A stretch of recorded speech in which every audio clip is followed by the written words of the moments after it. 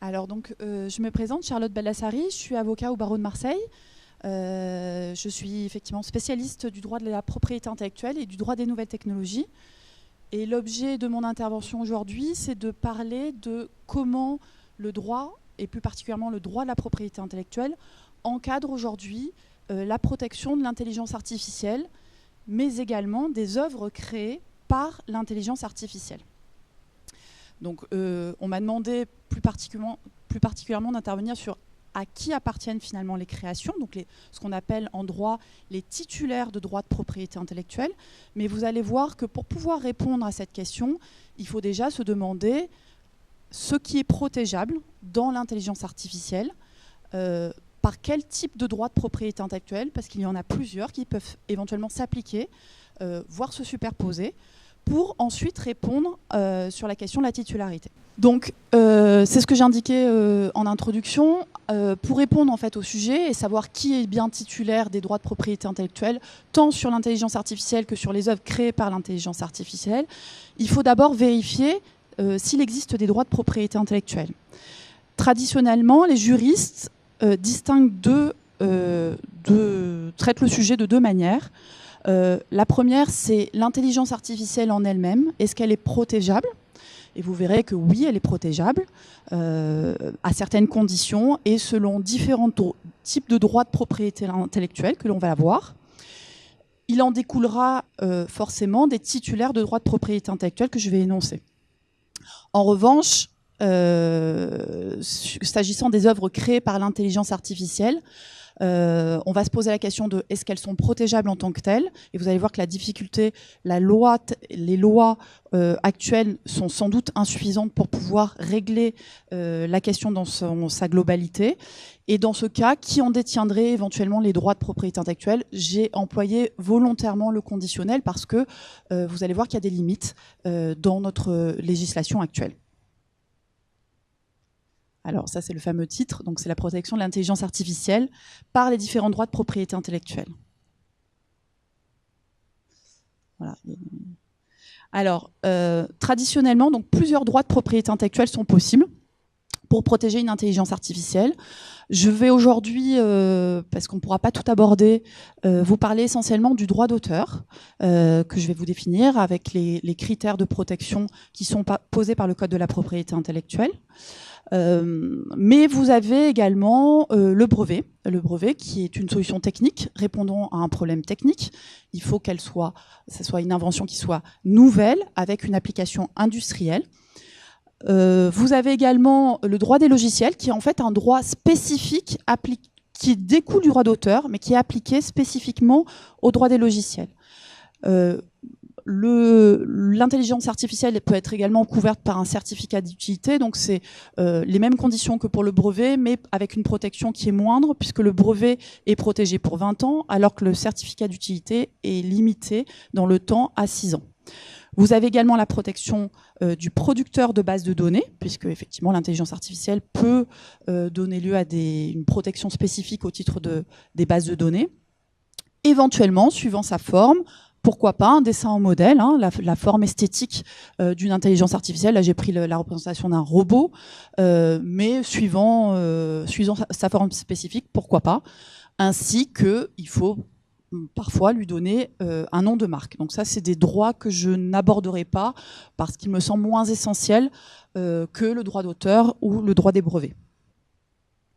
Alors, traditionnellement, comment est-ce qu'on protège une œuvre par le droit d'auteur ?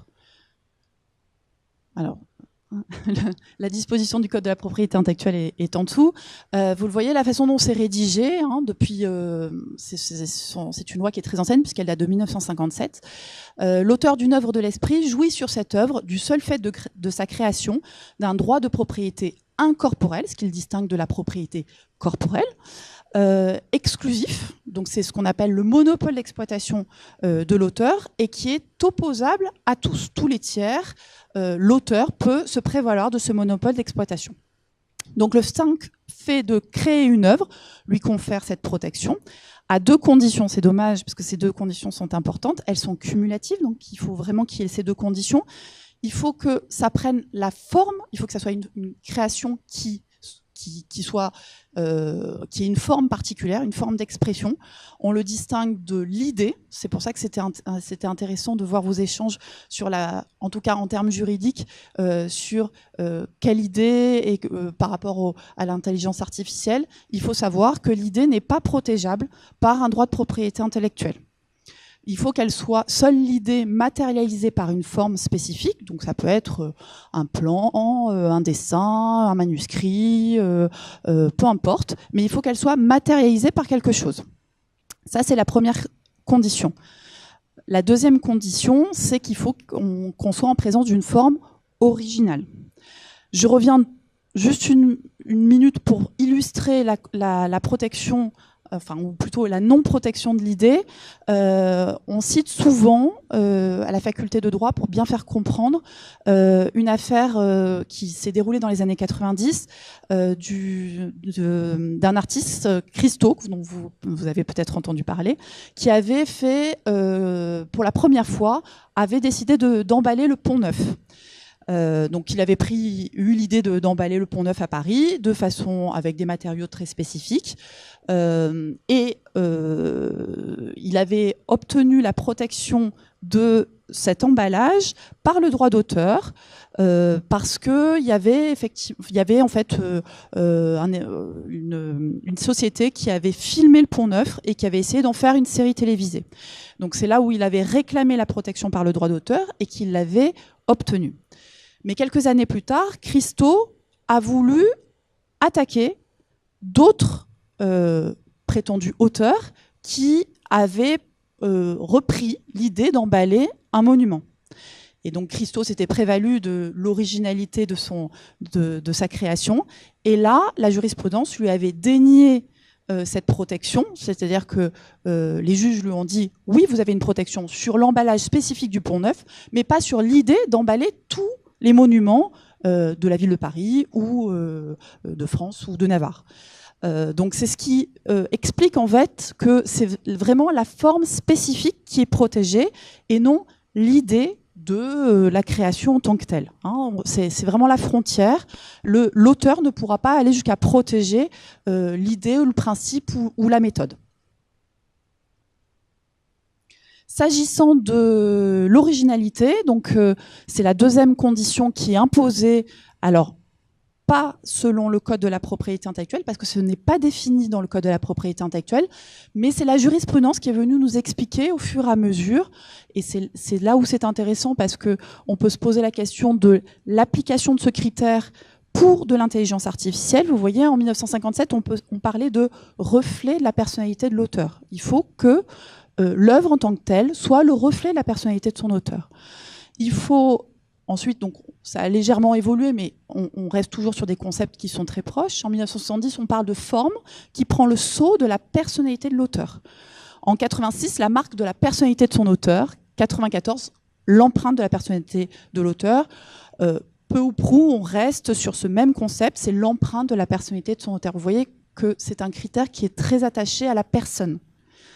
Il faut qu'on retrouve sa patte.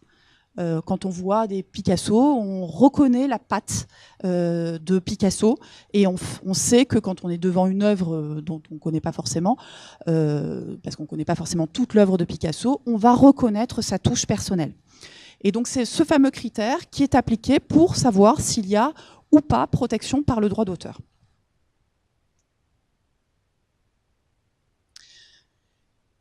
L'article ensuite qui suit du Code de la propriété intellectuelle nous rappelle que, et ça c'est important, on le rappelle très souvent quand on plaide des affaires pour faire reconnaître l'originalité, sont protégeables toutes les œuvres de l'esprit, quel qu'en soit le genre, la forme d'expression, le mérite ou la destination. Ça signifie quoi? Ça signifie que le juge va regarder donc s'il est bien en présence d'une forme et qu'on n'est pas simplement au stade de l'idée. Il va regarder également si c'est bien original, donc si ça porte bien l'empreinte de la personnalité de son auteur, et ça, il va regarder selon la manière dont on décrit l'œuvre, les éléments caractéristiques.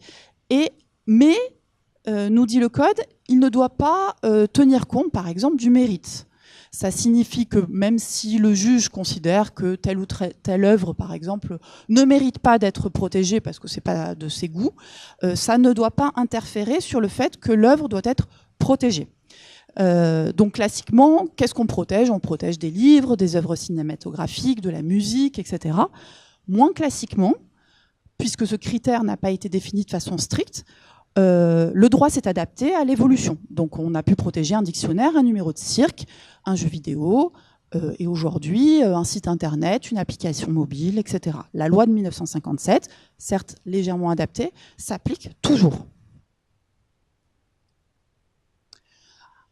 La particularité du droit d'auteur, contrairement à d'autres titres de propriété intellectuelle tels que le brevet, le dessin au modèle ou la marque, il y a une particularité, c'est qu'il n'y a pas de formalité particulière pour être protégé.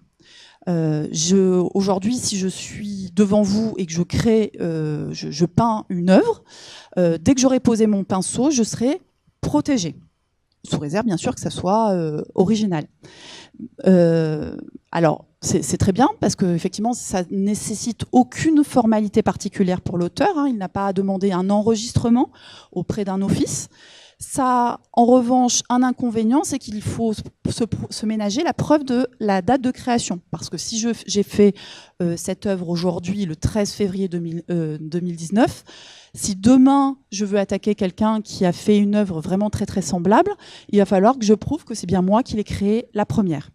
Donc c'est pour ça qu'il y a des moyens pour se donner une date certaine à une œuvre, comme par exemple, c'est pas du tout une liste exhaustive, vous avez la possibilité de déposer une enveloppe solo, déposer pourquoi pas chez un huissier, s'envoyer à soi-même un recommandé en prenant soin bien sûr de ne pas oublier le recommandé et de le faire ouvrir par exemple par un huissier en cas de litige. Donc c'est tous ces moyens qui ne donnent pas de protection en tant que telle mais qui permettent d'apporter la preuve de la date de création qui est très très importante dans les procès ensuite en contrefaçon.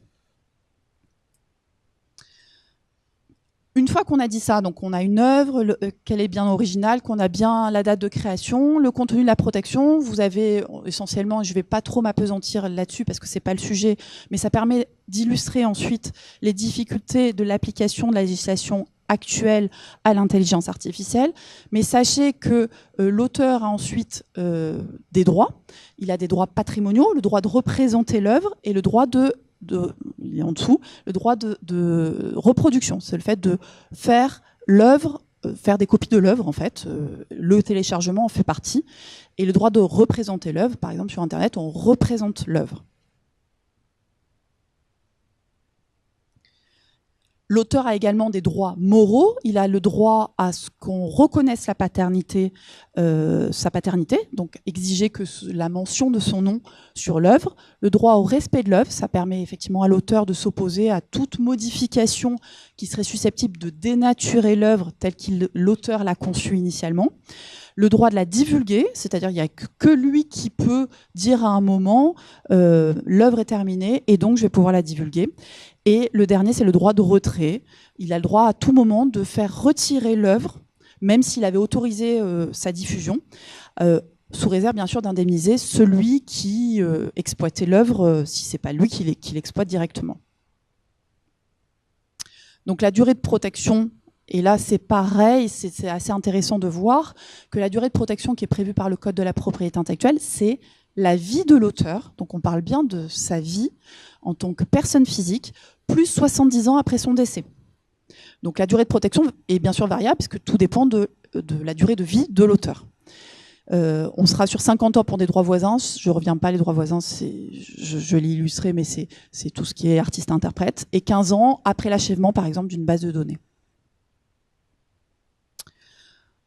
Une fois qu'on a dit ça, donc là j'ai parlé des conditions de protection au sens classique du droit d'auteur, je vais illustrer aussi la difficile protection des algorithmes. Donc là on se rapproche petit à petit du sujet.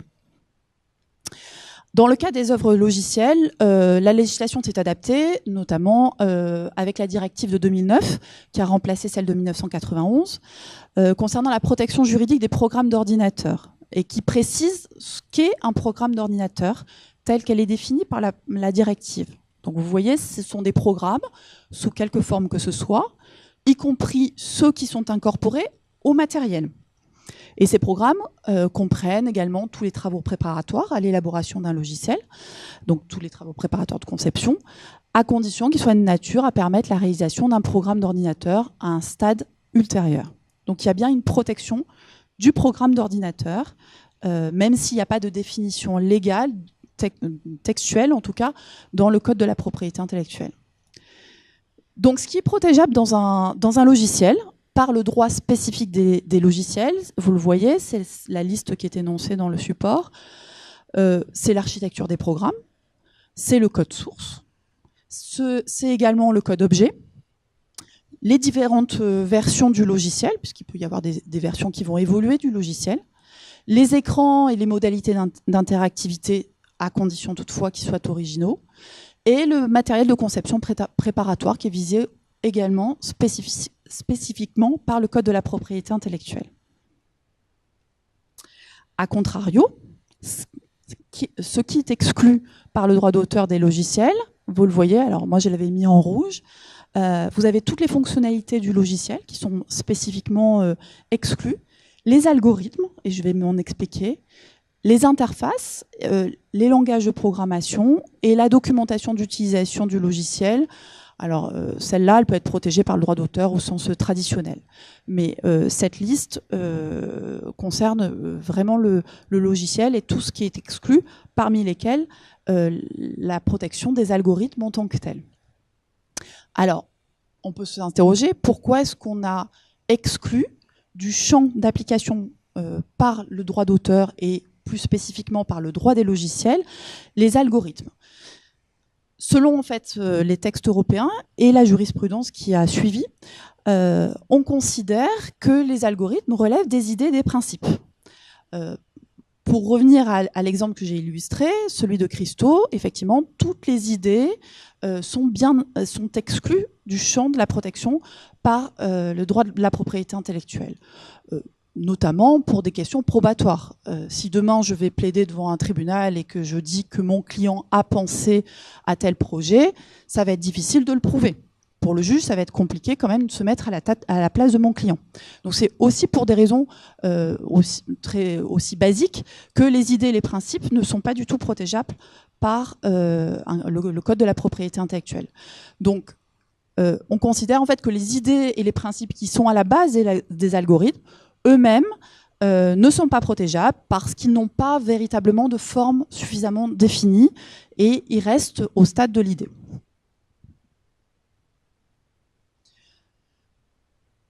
Mais on voit effectivement dans la pratique qu'il y a une protection, je dirais, indirecte par le droit d'auteur. Et c'est là où ça devient intéressant, c'est que on apprend traditionnellement que les algorithmes ne sont pas protégés, mais au final, on voit bien que l'algorithme sur un support de programmation pourrait permettre à l'œuvre, enfin en tout cas au logiciel, de serait éligible à la protection. Donc on considère en fait que l'algorithme est en réalité une création qui est intégrée au code source du logiciel. Et donc, par ce moyen-là, comme le code source, on l'a vu, est bien protégé par le droit d'auteur, par ce biais-là, l'algorithme dans son ensemble, c'est-à-dire pas simplement l'algorithme, mais à partir du moment où il est intégré au code source, à ce moment-là, il est susceptible en tout cas de donner protection par le droit d'auteur, à condition toutefois que ça soit original. On va voir aussi que le critère d'originalité en matière de logiciel pose d'autres difficultés.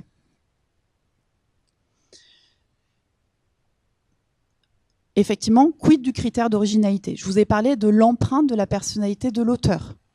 Comment est-ce qu'on applique ce critère d'originalité à un algorithme ou plus généralement à un logiciel? Donc cette condition, elle a été adaptée par la jurisprudence, c'est ce que j'ai indiqué. En 1986, c'est un arrêt qui est célèbre, qui est enseigné à la base en droit des logiciels. On l'a adapté pour ce qu'on appelle des œuvres utilitaires. Ce sont effectivement des logiciels, parce qu'effectivement, l'empreinte de la personnalité, ce critère-là n'était pas suffisamment adapté. Donc on considère que pour qu'un logiciel soit protégeable, son code source, doit porter la marque de l'apport intellectuel de son auteur. Vous voyez qu'on ne parle plus d'empreinte de la personnalité, mais l'apport intellectuel du créateur. Donc c'est plus sa patte ou sa touche, mais on est sur un concept qui a légèrement évolué. La Cour de cassation, en 2012, a précisé que cet effort personnalisé ne peut pas se déduire simplement du succès ou le fait que le logiciel ait connu un grand succès ou soit vraiment très utilisé, mais des choix opérés lors de sa conception qui témoignent d'un apport intellectuel propre et d'un effort personnalisé. Et c'est là où ces concepts vont toucher leurs limites, c'est que dans le cas d'un algorithme plus spécifiquement, même si on considère qu'il est intégré dans un code source, il va être difficile d'apporter la preuve, parce qu'on parle vraiment de preuve, de cet apport intellectuel propre et d'un effort personnalisé de la part de l'auteur qui a créé cet algorithme. Donc, la question qu'on peut se poser, c'est dès lors, quelle protection pour les algorithmes ? Alors, on peut considérer effectivement quelque part que cette protection, elle restera toujours imparfaite. Hein, la majorité de la doctrine considère que c'est jamais parfait, en tout cas en termes de protection, parce qu'effectivement, le droit d'auteur ne protège pas le logiciel dans sa globalité. Si finalement quelqu'un, donc un présumé contrefacteur, parvient à extraire légalement l'algorithme d'un logiciel, il pourra toujours le réutiliser. Et là, je vous ai mis la mention de la référence à un arrêt rendu par la Cour de justice de l'Union européenne concernant une société licenciée qui avait développé un même logiciel. Donc, elle s'était fait licencier au départ sur un logiciel et ensuite, elle avait développé un logiciel quasiment identique sans avoir eu besoin d'accéder au code source ou de décompiler le logiciel. Et elle avait juste copié la fonctionnalité. On a considéré qu'il n'y avait pas de contrefaçon à l'espèce. C'est-à-dire qu'en fait, elle a détourné la protection du logiciel, qui est une protection, somme toute, imparfaite, de par les critères qui sont posés par le législateur et la jurisprudence. On peut également se poser la question de la protection de l'algorithme par le brevet, sauf que l'article 611-10 du Code de la propriété intellectuelle exclut également les théories scientifiques, les méthodes mathématiques, ainsi que les programmes d'ordinateur de la brevetabilité. On ne peut pas breveter ces théories, ces méthodes. La raison, toujours la même, pas de protection d'idées et l'algorithme ne possède a priori pas d'effet technique nécessaire à la brevetabilité parce qu'il faut, en plus, une des conditions posées par le droit des brevets, c'est effectivement un effet technique qu'on ne retrouve pas dans l'algorithme a priori. Là encore, on s'aperçoit dans la pratique qu'on peut avoir une protection quelque part indirecte. C'est la position de l'Office européen des brevets qui nous rappelle que si le logiciel ou plus spécifiquement l'algorithme sont eux intégrés dans une invention qui, elle, bénéficie de la protection et qui répond bien aux conditions posées par le Code de la propriété intellectuelle, et qui apporte une contribution technique par un moyen nouveau et non évident, hein, ce sont les conditions posées, ont pourquoi pas obtenir une protection par le brevet. L'avantage, c'est que l'algorithme sera inclus et détaillé dans la demande de brevet et sera protégé au même titre que l'invention qui le referme. Mais il y a aussi des inconvénients. Alors, c'est peut-être pas dans mon slide là. Les inconvénients, c'est qu'effectivement, de par le brevet, on va divulguer le contenu du brevet. Donc, c'est aussi un écueil, c'est qu'on va finalement donner l'information à des concurrents sur ce que contient le brevet, et donc on va donner des informations à des concurrents. Alors, une fois qu'on a rappelé cela, on n'a toujours pas répondu à qui appartiennent les droits. En droit d'auteur, ce qu'il faut savoir, c'est que, en principe, l'auteur est le créateur de l'œuvre. Le créateur de l'œuvre est normalement une personne physique. La Cour de cassation le rappelle très régulièrement. Toutefois, pour permettre à des personnes morales, donc des sociétés, d'agir en contrefaçon devant les tribunaux, il y a un tempérament, c'est qu'on considère que les personnes morales qui exploitent une œuvre publiquement bénéficient de ce qu'on appelle une présomption de titularité. c'est-à-dire qu'elles peuvent agir devant les tribunaux jusqu'à ce que, éventuellement, un auteur se réveille et dise bah, finalement, non, c'est pas vous, la société, c'est moi qui ai créé cette œuvre. Donc c'est toujours un risque pour les entreprises qui engagent des actions, mais ça leur permet en tout cas d'introduire cette action sans qu'on demande d'où viennent les droits. Parce que vous êtes une société, alors qu'on sait que le créateur ne peut être qu'une personne physique. Donc pour éviter de retrouver les différentes personnes physiques qui auraient contribué à la création d'une œuvre, la jurisprudence a permis cette présomption de titularité. Une autre exception, c'est en matière de logiciels. C'est la seule exception du Code de la propriété intellectuelle. Toutes les créations qui sont réalisées par les salariés appartiennent de plein droit à l'employeur. C'est la seule exception. Un logo réalisé dans une entreprise par un salarié, il faut un contrat de cession des droits au profit de l'employeur, sauf s'il s'agit purement d'un logiciel. Alors, quid des œuvres plurales, c'est-à-dire des œuvres qui sont créées par plusieurs auteurs? Le Code de la propriété intellectuelle règle la détention des droits de façon assez catégorique. Vous avez ce qu'on appelle des œuvres de collaboration, donc ce sont des œuvres qui sont créées par plusieurs auteurs sur un même projet. Dans le cadre, par exemple, d'une intelligence artificielle, il y en a un qui va créer l'algorithme, l'autre va s'occuper plutôt peu importe, en tout cas, ça peut être des formes, peu importe.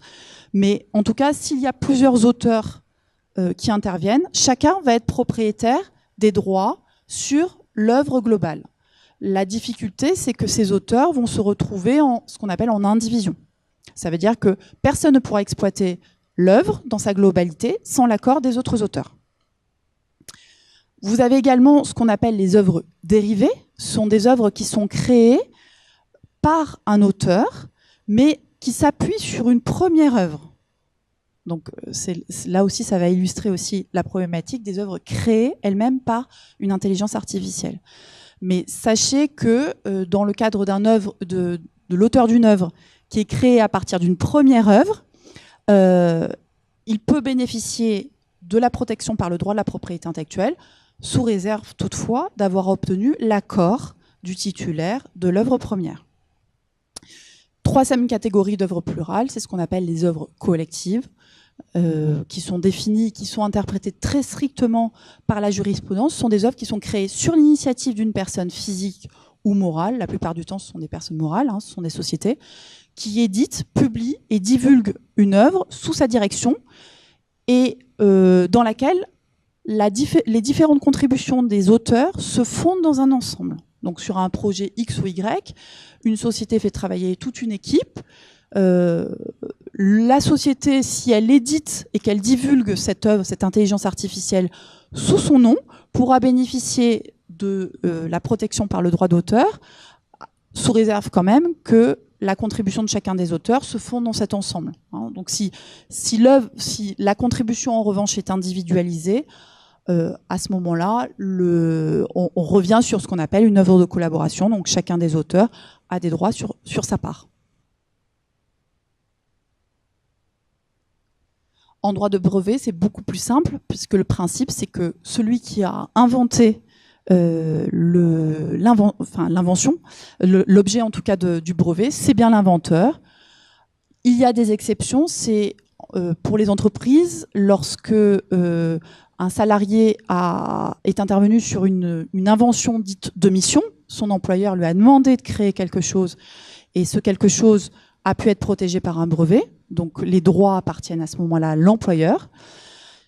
Et deuxième exception, ce sont pour les inventions hors mission qui sont attribuables. Ce sont des inventions donc, qui sont créées par des salariés sans instruction particulière de l'employeur, mais qui se rattachent à l'activité de l'entreprise ou avec les moyens de l'entreprise. Ça peut être un ordinateur, peu importe. À ce moment-là, l'employeur peut s'attribuer les droits en contrepartie, cette fois-ci, d'un juste prix. Donc, il doit lui verser une juste rémunération.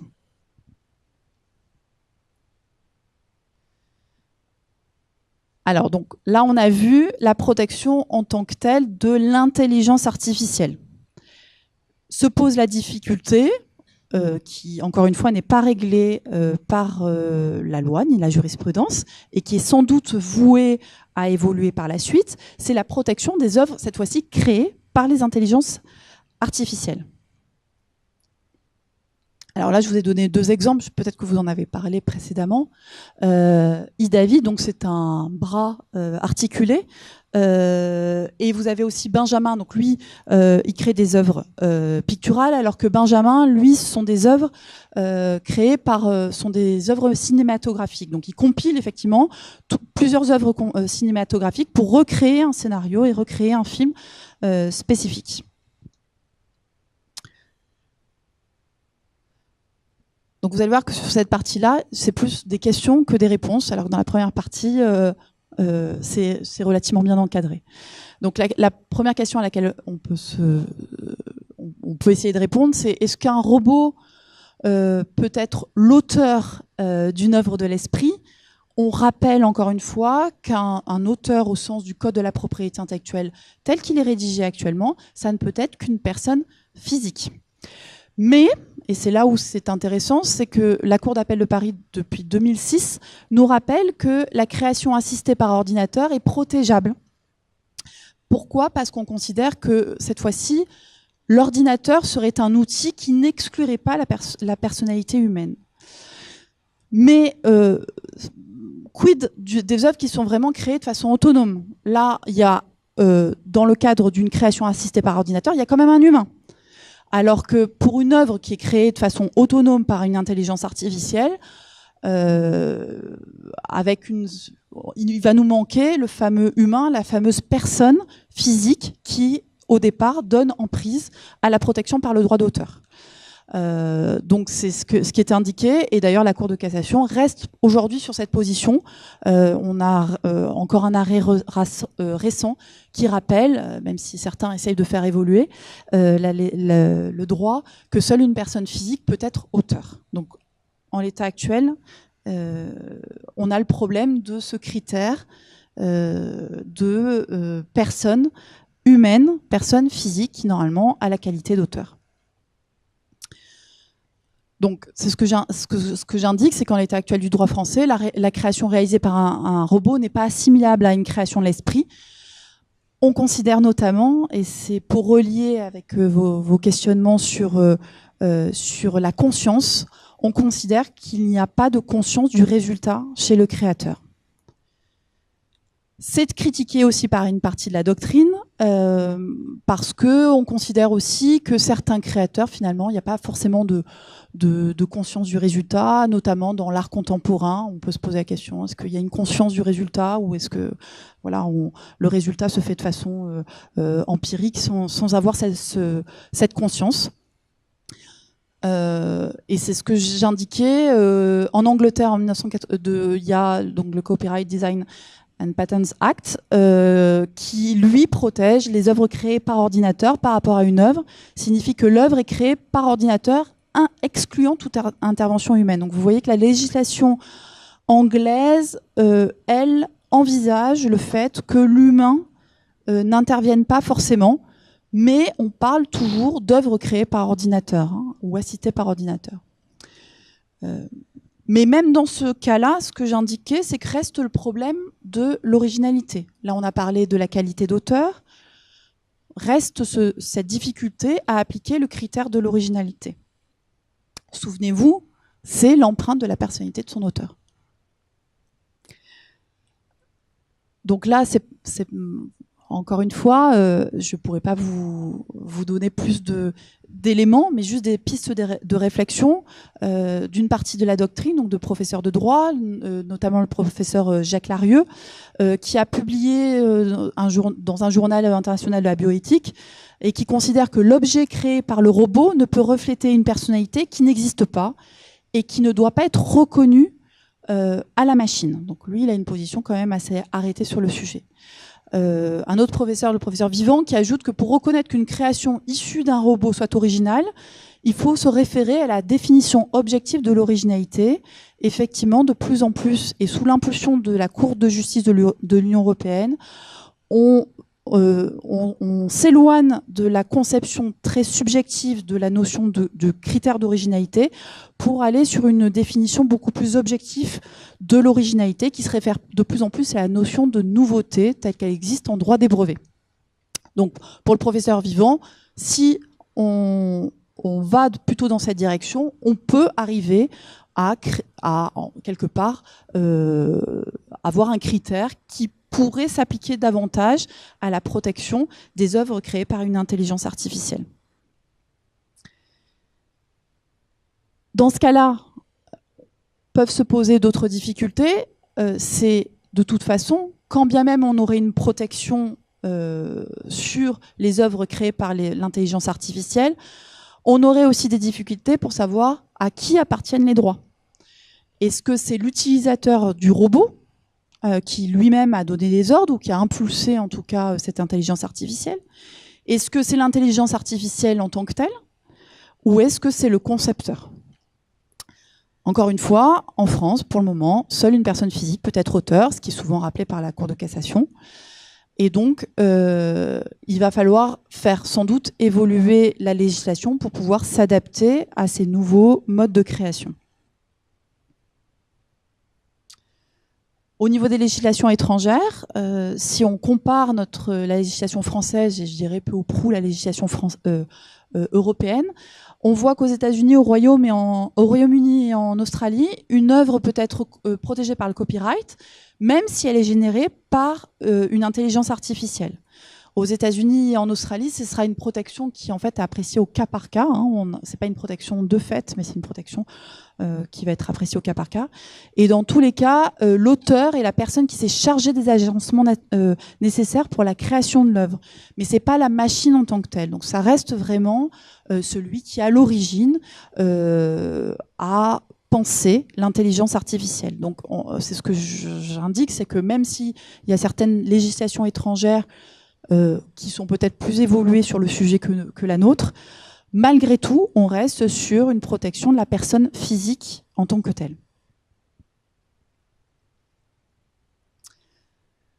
Le futur cadre européen, parce que effectivement, l'Europe réfléchit à une évolution de notre législation pour pouvoir s'adapter aux œuvres créées par l'intelligence artificielle. Pour l'instant, on reste à des pistes de réflexion, rien n'est acté. Ce qu'on a trouvé, c'est l'adoption par le Parlement européen du rapport d'initiative donc du 16 février 2017, donc il y a quand même 2 ans, qui invite en fait la Commission européenne à présenter une proposition législative sur la robotique et l'intelligence artificielle. Il y a différentes propositions qui sont intéressantes, mais qui ne traitent pas toujours du sujet de l'intelligence artificielle, en tout cas sous l'angle protection intellectuelle. Donc vous le voyez, elle va traiter en fait les robots de manière générale, notamment quel code de conduite on peut leur appliquer, quelles responsabilités en découlent. Mais effectivement, sur les droits de propriété intellectuelle, c'est pour l'instant à ce stade assez réduit. Il y a des propositions spécifiques dans le domaine de la propriété intellectuelle, mais en fait, essentiellement, c'est pour des questions d'interopérabilité des différents droits, notamment si un brevet se superpose avec la création générée par une intelligence artificielle. Donc derrière finalement cette recherche de cadre légal, qu'est-ce qu'il y a? Il y a essentiellement en fait l'idée que s'il n'y a pas de protection, ça va avoir forcément des répercussions en termes d'utilisation et des réutilisations libres. Donc se pose la question de la valorisation des œuvres générées par une intelligence artificielle et donc des répercussions forcément économiques puisqu'on n'aura pas forcément intérêt en tout cas à investir si on n'a pas de protection derrière. Donc c'est vraiment ça qui est recherché. Ensuite, s'assurer de l'interopérabilité des robots. Donc effectivement, comment est-ce qu'on va accéder au code source? Comment est-ce qu'on va accéder aux données pour assurer une continuité de fonctionnement, une disponibilité, une fiabilité, une sécurité, etc. Et de manière générale, un besoin de régulation par rapport à la responsabilité de l'intelligence artificielle et tout ce que ça induit effectivement, pour l'homme, si l'intelligence artificielle elle-même est défaillante. Mais je dirais la protection des droits de propriété intellectuelle n'est que sous-jacente, elle n'est pas le cœur de la réflexion au niveau européen sur ces questions-là. Je crois que j'en ai terminé.